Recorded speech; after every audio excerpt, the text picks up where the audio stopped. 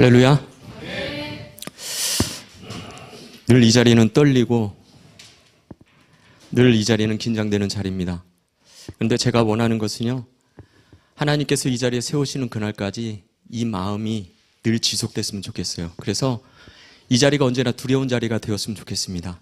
너무나 익숙해져서 내가 하고 싶은 말 토해내고 내 머릿속에 있던 거 토해내지 않고 늘 하나님 앞에 두려운 마음을 가지고 늘 긴장되고 조심스럽고 한 발 한 발 내딛는 그러한 자리가 되었으면 좋겠습니다. 아멘.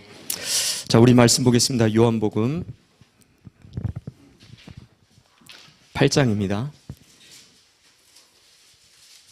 요한복음 8장 1절에서 11절까지의 말씀입니다.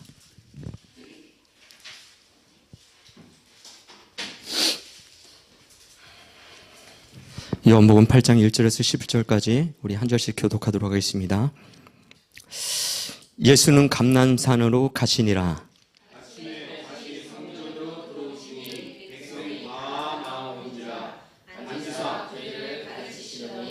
서기관들과 바리새인들이 음행 중에 잡힌 여자를 끌고 와서 가운데 세우고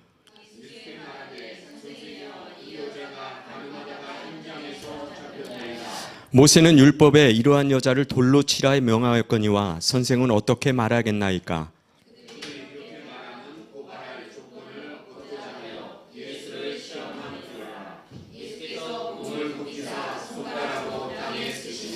그들이 묻기를 맞이 아니하는지라. 이에 일어나 이르시되 너희 중에 죄 없는 자가 먼저 돌로 치라 하시고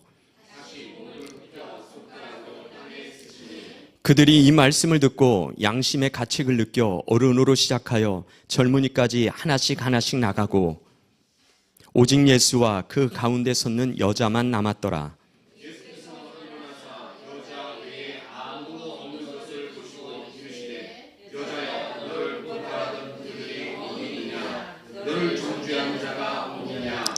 대답하되 주여 없나이다. 예수께서 이르시되 나도 너를 정죄하지 않으니 가서 다시는 죄를 범하지 말라 하시니라. 아멘. 저는 오늘의 말씀을 보면서 제목을 이렇게 정해봤습니다. 우리가 세상을 향해 총을 쏠 수 없는 이유. 그래서 저는 오늘 본문과 함께 한 가지의 이야기를 통해 여러분과 같이 말씀을 나누려고 합니다. 먼저 그 이야기를 한번 나눠보도록 할 텐데요. 여러분들이 아마도 영상으로 접해보셨을 텐데 창끝이라는 영화가 있었습니다. 그 영화를 통해 드러난 아우카족 또는 다른 이름으로 와다니족이라고 하기도 합니다. 그래서 그 선교의 이야기를 창끝이라는 영화를 통해서 만들어지면서 그들의 그 선교 이야기가 우리에게 전해졌는데요. 많이 보셨을 거예요. 이런 내용입니다. 짐 엘리엇을 포함한 5명의 선교사들이 복음을 전하기 위해서 남미의 에콰도르 아마존 정글로 들어갑니다. 하지만 1956년 1월 8일 이 5명 모두가 창과 도끼에서 순교한 채로 발견되어지게 됩니다. 29살 나이였다고 그래요. 짐 엘리엇이. 29살의 나이에 그토록 간절히 바랬고 사랑했던 아우카 부족에게 복음조차 전하지 못하고 잔인하게 그들의 창과 화살에 살해되어야 했던 짐 엘리엇과 4명의 선교사들이었습니다. 그런데 순교 당시 그들의 주머니에는 총이 있었다고 합니다. 그러나 그들을 공격하는 아우카족을 향하여 그 총은 발포되지 않았다고 그래요. 자, 이제 이 이야기를 마음속에 두고 오늘 본문을 한번 보려고 합니다. 어느 날 아침에 예수께서 성전에서 많은 사람을 말씀으로 가르치고 계실 때 서기관들과 바리새인들이 가늠하다 현장에서 잡힌 그 여인을 끌고 와서 예수님 앞에 세웁니다. 그리고 그들은 눈에 살기를 띠고 예수님에게 이렇게 질문합니다. 선생님이요, 이 여자가 가늠하다가 현장에서 잡혔나이다. 모세는 이러한 여자를 돌로 치라 명하였는데 선생님은 어떻게 하시겠습니까? 늘 이들의 바리새인과 서기관의 머릿속에는 오직 한 가지밖에 없었죠. 어떻게 하면 예수를 넘어뜨릴까? 어떻게 하면 예수가 우리의 자리를 차지하고 있는 그 자리에서 밀어낼까였습니다. 그런데 사실 모세의 율법에 이렇게 나와 있습니다. 레위기 20장 10절에 보면 누구든지 남의 아내와 간음하는 자, 그의 이웃의 아내와 간음하는 자는 그 간부와 음부를 반드시 죽일지니라. 모세율법에 기록하고 있습니다. 또 신명기 22장 22절에도 이렇게 기록합니다. 어떤 남자가 유부녀와 동침한 것이 드러나거든 그 동침한 남자와 그 여자를 둘 다 죽여 이스라엘 중에 악을 제할지니라. 그렇게 되어 있습니다. 만약에 이 모세율법이 지금 시대에 적용된다면 매일매일 아침마다 장례를 엄청나게 치룰 겁니다. 그렇죠? 제일 잘 되는 사업이 아마 장례식장일 텐데 참으로 안타까운 일이죠. 자, 그들이 이렇게 말한 것은 율법을 따르기 위함도 아니로 여인의 죄를 깨닫게 하고자 함도 아니었습니다. 우리 6절을 한번 보겠습니다. 자, 6절에서 그들이 이렇게 말함은 고발할 조건을 얻고자 하여 예수를 시험하미노라. 예수께서 몸을 굽히사 손가락으로 땅에 쓰시니. 그들의 목적은 단 한 가지, 눈에 가시인 예수를 제거하는 것이었습니다. 이제 예수님은 참 예수님의 인생도 보면 늘 선택의 길로예요. 근데 그 선택이 이거는 좋고 나쁜 게 아니라 어떤 걸 선택하든지 걸려들게 돼 있는 선택의 순간이었습니다. 만약에 여기서 예수님께서 이 여자를 돌로 치라고 한다고 그러면 어떤 일이 생기냐면 그 당시 이 사람을 죽이는 것에 대해서는 권한은 로마 정권에게 있었습니다. 그거에 대한 일은 함부로 유대인이 결정할 수가 없었어요. 그래서 이렇게 되면 로마의 법을 어기는 거 되고요. 그렇다고 예수님께서 만일 그 여자를 돌로 치지 말라라고 한다면 예수님은 모세의 율법을 거슬린 자가 되는 거죠. 그래서 심각한 오류가 이걸 선택하든지 이걸 선택하든지 양날의 칼과 같은 거죠. 그래서 어느 부분을 선택하든지 어려울 상황일 수밖에 없습니다. 여기서 가만히 우리가 들여다볼 것은 이 바리새인들과 서기관들의 관심입니다. 이 여자는 정작 이 여인이 죄를 지었기 때문에 우리 모두가 죄를 지을 수 있을지 몰라 이 여인을 정죄하고자 하는 게 아니에요. 그죠? 순전히 뭐예요? 이 상황과 환경을 어떻게든 이용해서 예수를 넘어뜨리고자 하는 거예요. 자, 주위에 이제 살기등등하게 돌을 하나씩 쥐고 여인에게 돌을 던질 준비를 하고 군중들, 어린이, 젊은이, 나이 든 사람들까지 일으켜서 예수님 앞으로 모여듭니다. 그런데 여기서 예수님 아주 독특한 행동을 하시죠. 아무 말도 안 하시고 땅바닥에 앉으셔서 땅바닥에 글을 씁니다. 주석에 보면 뭐 여러 가지 이렇게 얘기를 들으면 뭐를 쓰셨다 그러는데 사실 뭐를 쓰는지는 몰라요. 그렇죠? 하여튼 예수님께서 땅바닥에 어떤 글을 쓰셨어요. 그럼에도 불구하고 이제 사람들은 당장 이 예수를 어떻게든 넘어뜨리고 고발해야 되기 때문에 자꾸 종용합니다. 자, 어떻게 해야 됩니까? 예수님 어떻게 해야 돼요? 당신은 현명한 분이잖아요. 여러 말들이 나왔을 거예요. 왜 아직까지 아무런 대답을 안 주세요? 그래서 7절에 예수께서 이렇게 얘기합니다. 우리 7절 한번 다 같이 읽겠습니다. 시작.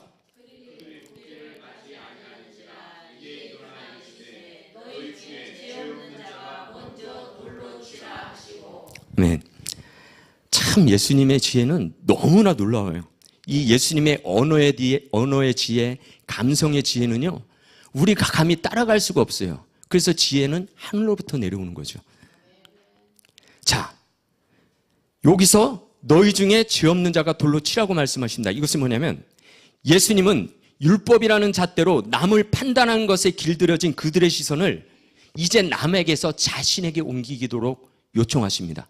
즉, 율법의 잣대를 항상 남을 향해서 대고 뭐 잘못했다 너희는 이렇게 하면 안 된다 그렇게 했던 모든 잣대를 이제는 스스로를 보게 하시는 거예요.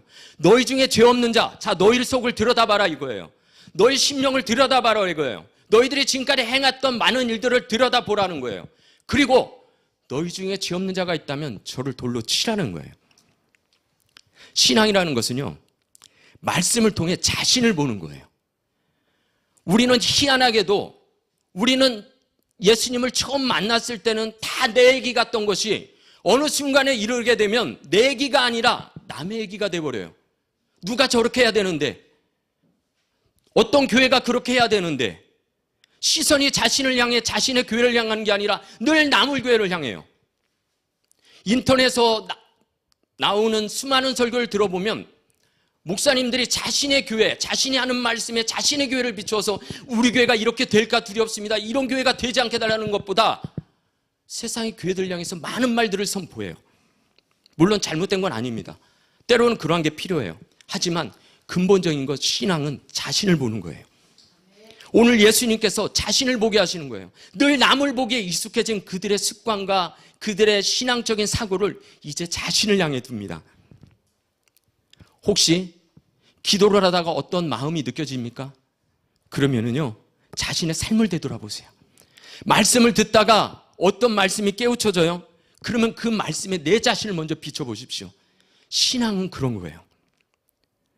자, 이제 그 사람들의 반응을 보면 사람들이 예수님의 말씀을 듣고 양심을 가책을 느껴서 이제 어른으로 시작해서 젊은이 하나씩 떠나고 결국은 예수님과 여인 둘만 남습니다. 1대1의 대면의 순간이 와요. 우리도 분명히 살아가면서 주님과 대면했던 순간이 있습니다. 그렇죠? 자, 그런데 그때 예수님께서 여자에게 이렇게 얘기합니다. 여자여, 너를 고발하던 그들이 어디 있느냐? 너를 정죄한 자가 어디 있느냐 하고 알고 물으시는 거죠. 뻔히 알고 계세요. 그런데 여인에게 묻습니다. 자, 여자는 이렇게 됩니다. 주여, 없나이다. 그러자 예수님께서 이렇게 말씀하십니다. 나도 너를 정죄하지 않으니 가서 다시는 죄를 범하지 말라라고 말씀하셨습니다. 예수님은요, 예수님께서 이 신약에서 예수님 사역을 가만히 들여다보면 어떤 사람을 용서하시고 고쳐주실 때, 야, 너 이러이러해서 이래서 네가 그런 거야. 너 저번에 헌금 너 이렇게 해서 너 실적했지? 그래서 이런 적이 한 번도 없어요. 예수님은 모르고서 넘어가시는 게 아니라 아시지만 깊은 찔림 말 한마디로 그에게 던지시고 스스로 고민하게 만드세요. 좀 우리는 이런 성숙한 신앙이 필요해요. 그죠? 우리는 어떤 부분이 있으면 막 구구절절히 뭘 잘못했는지 우리 애들 잘못하면 하나에서 열까지 깊이 따져나가잖아요. 할 말 없게까지. 근데 그게 아니라는 거예요. 오늘 뭐라고 말씀해? 나도 너를 정죄하지 않겠다. 이 여인이 얼마나 황당했겠어요. 비록 사람들은 물러갔지만 이제 이 예수님은 어떻게 해요? 회개를 선포하셨던 분이에요. 죄를 미워하셨던 분이 이제 둘 서서 이분이 과연 나를 어떤 벌을 주실까? 병도 고치셨다는데 혹시 나이 때 문둥병을 주시는 거 아니야? 혹시 지금이라도 나이 때 어떤 내 사지 중에 어떤 부분을 그렇게 만드시는 거 아니야? 두려움이 있을 거잖아요. 그런데 하나도 묻지 않으세요. 나도 너를 정죄하지 않으니 가서 다시는 죄를 범하지 말라. 왜 예수님은 그녀를 그렇게 대하셨을까요? 그 답을 아까 말했던 아우카족을 위해 선교를 떠났던 짐 엘리엇, 그 선교사이로 돌아가서 찾아보려고 합니다. 이 짐 엘리엇이 아우카족에게 가기 전에 아들과 대화하는 장면이 영화에서 나옵니다. 영화에서 아들이 아빠에게 이렇게 묻습니다. 아빠, 만약 아우카족이 공격해 온다면 총으로 그들을 쏠 거예요? 이렇게 묻습니다. 그때 짐 엘리엇이 이렇게 답을 합니다. 아들아,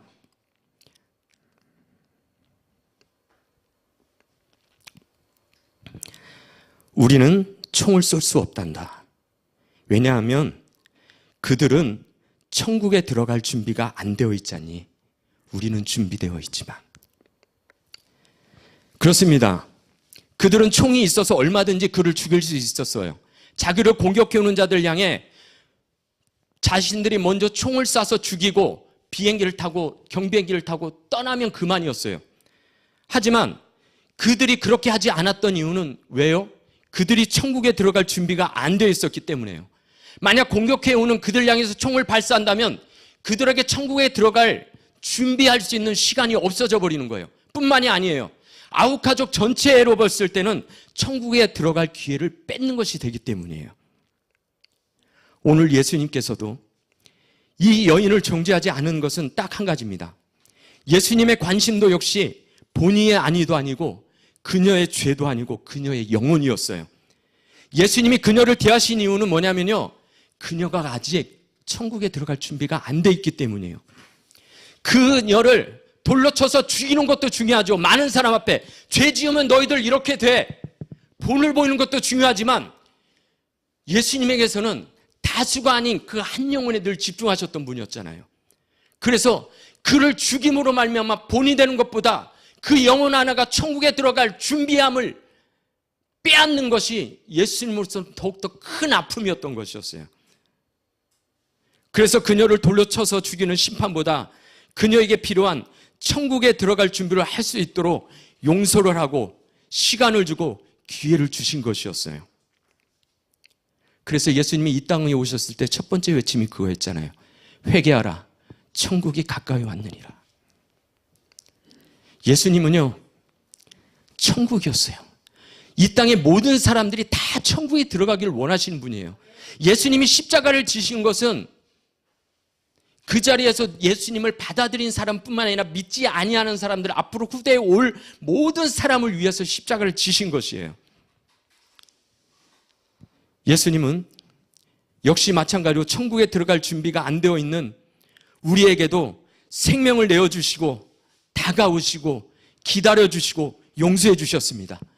정말 우리의 죄를 묻지도 따지지도 않고 모든 것을 용서해 주심으로 구원을 선물로 주셨던 것이에요. 그래서 로마서 5장 8절, 우리가 잘 아는 말씀이죠. 우리가 아직 죄인 되었을 때, 아직 죄인이라는 것은 뭐예요? 천국에 들어갈 준비가 안 돼 있는 자들이에요. 아니, 아예 천국이라는 거에 관심도 없을 그때였어요. 그런데 그리스도께서 천국에 들어갈 수 있는 모든 것을 이미 다 마련해 놓으신 거예요. 그러므로 천국에 들어갈 준비가 안 돼 있는 나를 천국에 들어갈 준비를 할 수 있도록 하신 것입니다. 예수님께서 십자가에 달리셨을 때는 어땠어요? 많은 사람들이 예수님을 통해서 뭐라고 얘기했어요? 십자가에서 한번 내려와 봐라. 네가 정녕 하나님의 아들이거든 거기서 내려와 봐라. 예수님도 완전한 인성을 가진 예수님에서 혹시 0몇 프로라도 내가 내려가서 저들에게 내 힘을 과시하고 봤지? 내 하나님의 아들인 거 봤지? 누가 도와주지 않아도 내 십자가에 스스로 내려오는 거 봤지? 만약에 그렇게 했다면 어쩌면 그 자리에 있는 사람들 정도는 저분이 정말 하나님의 아들이었네? 내가 죄인이었어. 이렇게 했을지는 모르겠어요. 그런데 그 다음 사람들은요? 그 다음 세대는요? 우리는요?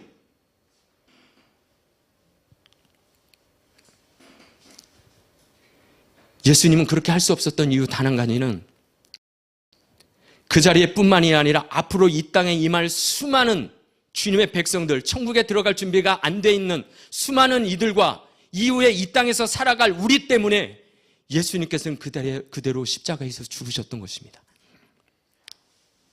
예수님의 첫 번째 오심은 심판자가 아닌 구원자로 오셨고요. 죄로부터 해방자로 오신 것입니다. 아직 천국에 들어갈 준비가 되지 않은 우리들을 예수님은 무작정 용서해 주기로 결정하고 행하셨던 것입니다. 그런데요, 우리의 모습은 어떻습니까?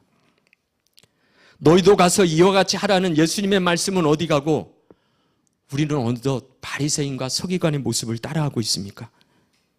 우리는 결코 심판자가 아님에도 우리는 많은 것들을 심판자인 양 판단하고 정죄하는 자리에 서 있습니다. 우리가 사실 만나는 대부분의 사람들은요, 천국에 들어갈 준비가 안 돼 있습니다. 그것은 세상에서뿐만 아니라 우리 교회 안에서도요, 만나는 많은 사람들이 아직은 천국에 들어갈 준비가 안 돼 있는 분들이 있습니다. 그럼에도 불구하고 우리가 그들에게 여전히 바리새인과 서기관의 시각으로 우리가 그들을 따라하고 있다면 그들은요, 우리 때문에 천국에서 점점 멀어지는 거예요. 예수께서는 우리를 동역자로 부르셔서 너도 이와 같이 하라고 먼저 용서하고 자녀 삼으셨는데 우리는 여전히 옛 습관을 떠나지 못한다면 어찌 주위 사람들에게 천국을 전할 수가 있겠습니까? 지난주에 목사님께서도 그런 말씀을 하셨어요. 다름을 보여주는 삶. 저희 이번에 사역자 리트릿을 가서 굉장히 빡세게 진행됐습니다. 그런데 즐겁게 했습니다. 토요일날 저녁에 시간을 갖고 주일날 아침은 맛있는 거 먹으러 갈 줄 알았는데 또 집합하게 하셔서 우리가 교회를 위해서 성도들 위해서 무엇을 할 건지를 또 이야기를 나눴습니다. 근데 정말 즐겁게 했습니다. 그 이야기를 나누면서 우리 목사님이 첫 번째로 우리에게 보여주신 것이 뭐냐면 목사님이 교회를 처음에 개척할 때 쓰신 편지와 목회 철학과 그 내용을 우리가 같이 나눴습니다. 거기에서도 왜 목사님께서 우리에게 다름을 삶을 강조하시는지, 왜 양육을 하고 훈련을 하시는지 그런 의미가 다 들어있더라고요. 천국에 들어갈 준비가 안 돼 있는 그들에게 유일하게 보여줄 수 있는 성령은 이 성경이 아니에요. 그들은 아직 이 성경을 접할 준비와 자세가 안 돼 있잖아요. 그러면 그들에게 보여줄 수 있는 성경은 뭐예요? 우리의 삶인 거예요. 우리가 걸어다니는 성경이 된다라는 것이 뭐냐면 성경을 마태복음 1장 1절부터 시작해서 요한계시록까지 줄줄줄 외우는 게 아니라 그 말씀을 지키고 행하면서 따라가서 예수 그리스도를 닮은 삶대로 살아가는 다름을 보여주는 삶, 그것이 바로 성경인 거예요. 성경을 읽었다면 우리도 한번 성경이 되어 살아봐야 되지 않겠습니까? 성경으로 살아간다는 것이요, 그들을 대할 때 최소한 이 정도로 대하는 거예요. 제가 우리 쪽에서 최소한 이 정도로 할 때 누굴 생각하면 목사님을 생각해 봤어요. 최소한 누군가를 대할 때 목사님을 대하듯 하는 거예요. 그것도 아니면 최소한 대할 때 저를 대하듯만 해도 많은 사람들이 왜 이렇게 나한테 이렇게까지 하세요? 그럴 것 같아요. 왜냐하면 저희는 1년 동안 있으면서 우리 성도님들이 저에게 불편함을 주거나 또는 막 이렇게 한 적이 한 번도 없어요. 말도 그렇고 행동도요. 그렇게 존중해 주셨거든요. 그러면 저를 대하듯만 해도 어떤 사람들은 평생에 가져보진 못한 존귀함을 받는 거예요. 그죠?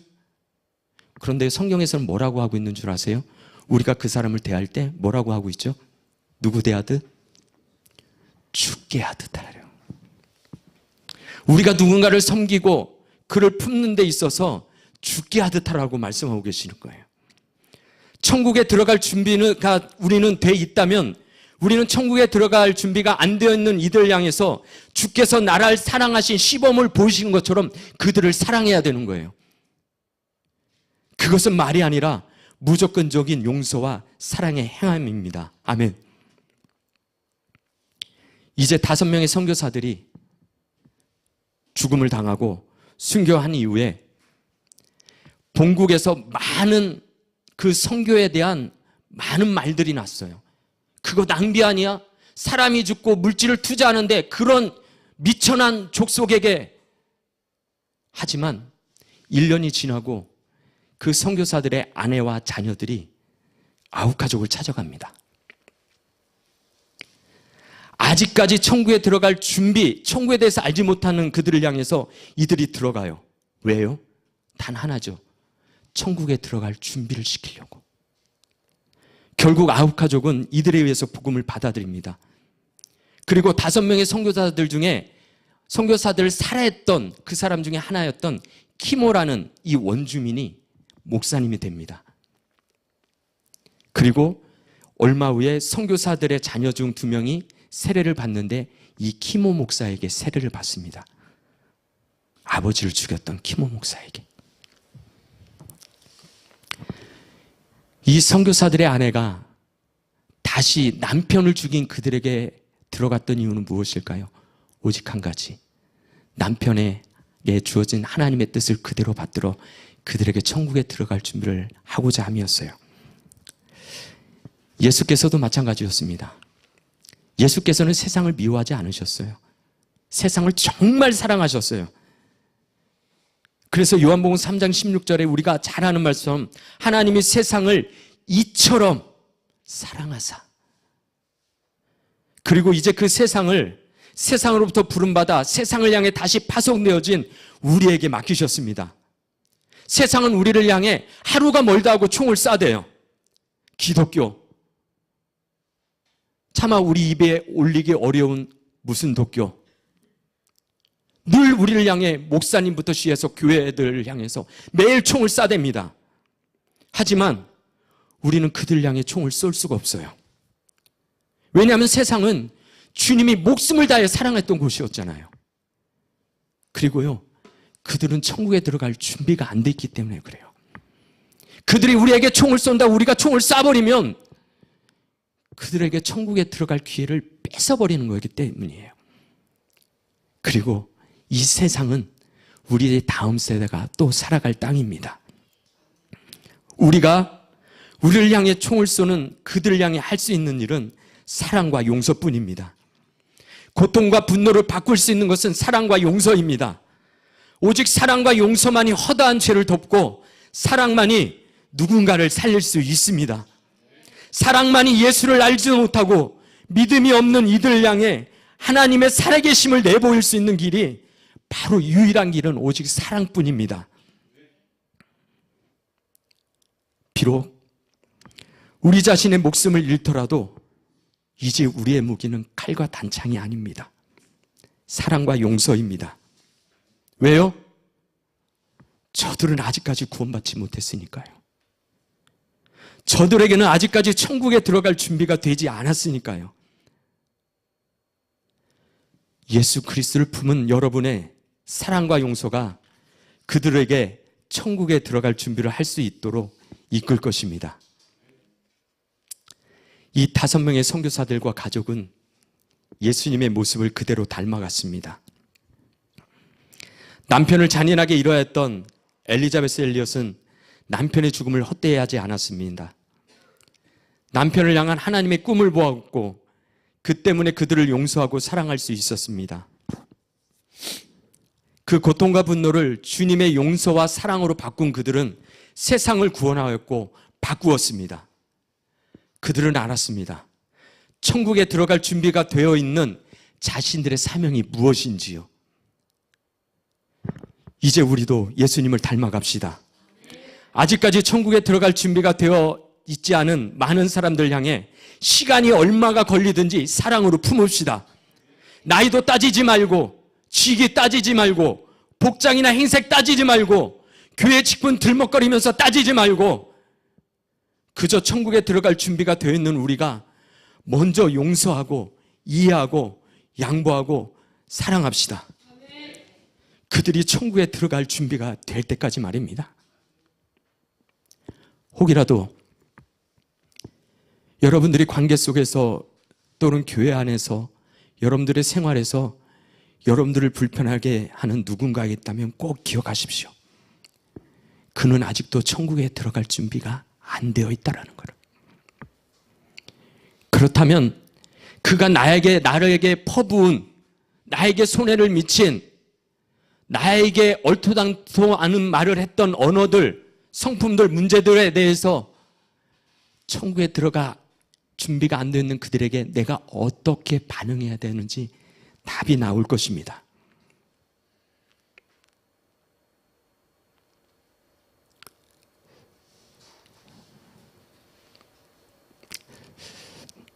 제 자신이부터 참 잘못되어 있는 것 같아요.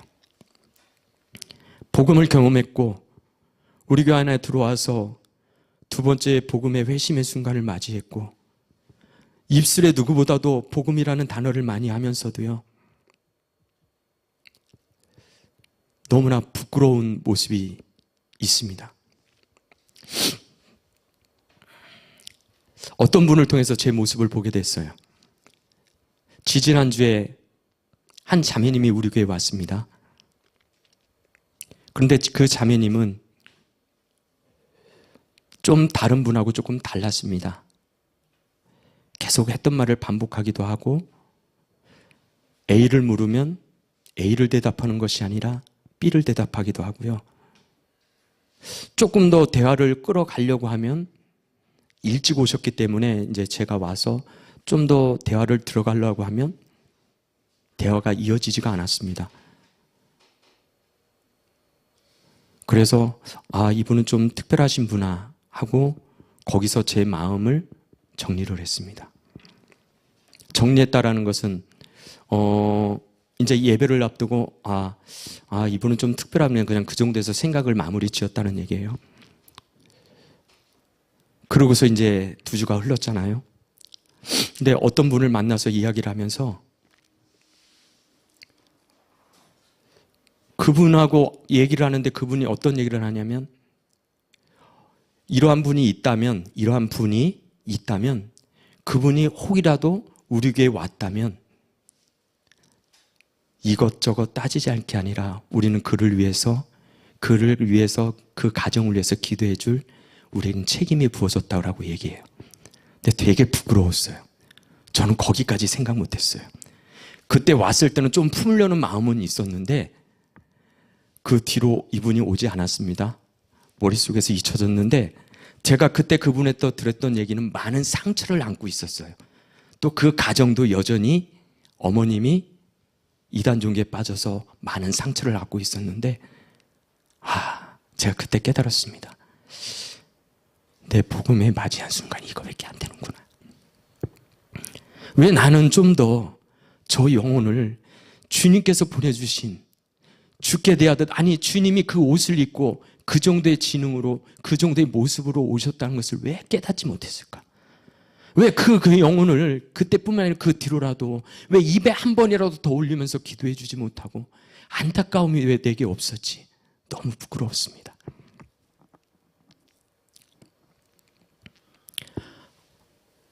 혹시라도 우리가 누구를 만나든지 여러분 관계 속에서 누구를 만날 때 그런 분이 있다면 이제는 우리에게 그들을 향해서 죽게 대하듯 온전히 힘을 다합시다. 그가 천국에 들어갈 준비가 될 때까지 우리로서는 그를 위해서 기도하고 품어주고 사랑할 책임이 있는 거지, 그가 이렇다 저렇다 판단할 책임이 있는 것이 아니었어요.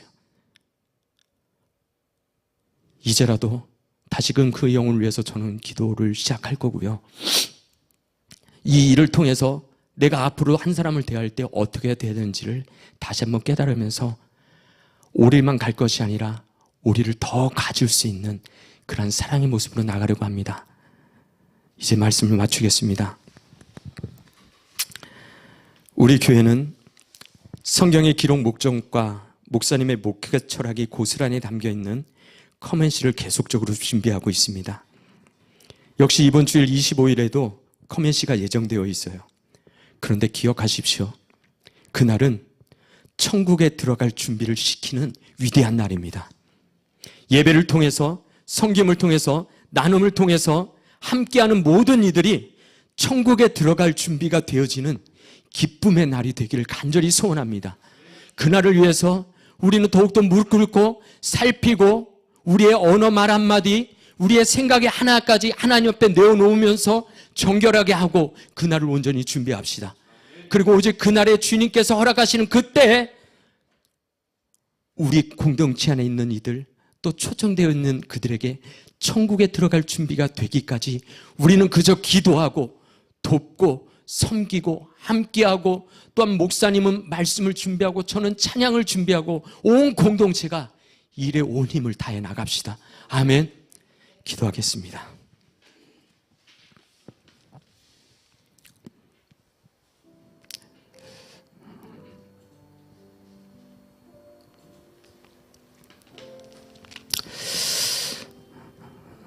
참 주님은 주님이십니다라고 고백할 수밖에 없게 됩니다.